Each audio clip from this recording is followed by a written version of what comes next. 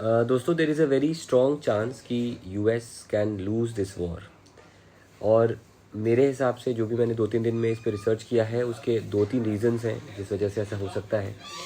दुनिया में कई ऐसे पॉइंट्स होते हैं जिन्हें कहा जाता है चोक पॉइंट्स। चोक पॉइंट्स ऐसे पॉइंट्स जहाँ से ट्रेड आपका गुजरता है, अगर वो आपके रुक जाते हैं तो इशू आता है। एग्जाम्पल के तौर पर सुएज़ कनाल, एग्जाम्पल के तौर पर पनामा कनाल, एग्जाम्पल के तौर पर स्ट्रेट ऑफ हर्मुज़।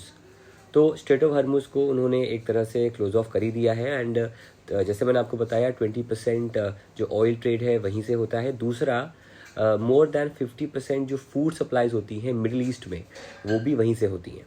तो अगर वो क्लोज होता है तो रिस्पेक्टिव ऑफ रिलीजियस आइडियोलॉजीज़, चाहे वो सऊदी अरेबिया हो, चाहे वो आपका ईरान हो, चाहे वो आपका कतर हो, बहरीन हो, कोई भी हो, उनको दिक्कत होगी।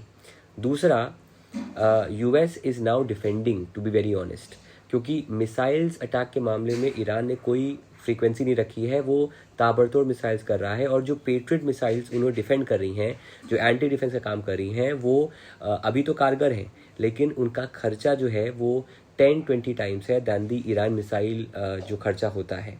और ये कब तक चलेगा वी डोंट नो। इनफैक्ट जो वहाँ के मार्क रूबियो साहब हैं, उन्होंने ये बात कह भी दिया है कि हम बना प्रोडक्शन जो लाइन है पेट्रियट का, वो 1 महीने में 4 से 5 होता है, जबकि उसका 3-4 गुना टाइम्स ईरान जो है वो मिसाइल्स बना सकता है।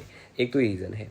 थर्ड और सबसे बड़ा रीज़न ये है कि जियोग्राफिकली यूएस से दूर है और यूएस ही इसमें एक तरह से इजराइल को हेल्प कर रहा है in the attacks. And US के सोल्जर्स को लैंड कराना इजराइल में, आपके ईरान में मुश्किल होगा, जो मैं पहले वीडियो आपको बता चुका हूँ। थर्ड रीज़न ये है। फोर्थ रीज़न ये है कि with in the US there is now a clear divide between the leaders. Even some people from his own party, Republican party, वो उनके खिलाफ हो रहे हैं। The strongest of MAGA supporters जो मेक अमेरिका ग्रेट अगेन कहना चाहते हैं, वो उनके अगेंस्ट हो गए हैं। और डेमोक्रेटिक पार्टी तो अगेंस्ट इसके हो ऑलरेडी हो गई है।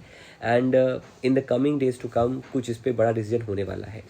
दूसरा, अगर ये वॉर आपकी 4 हफ्ते से ऊपर चलती है और फिर भी इसमें कोई कंट्रोल नहीं आता, तो अगेन ईरान का भी नुकसान हुआ ही हुआ, लेकिन यूएस को इसका मेजर नुकसान होगा इन टर्म्स ऑफ इस political mileage, in terms of दुनिया में उसकी क्या इमेज दिखी जाती है।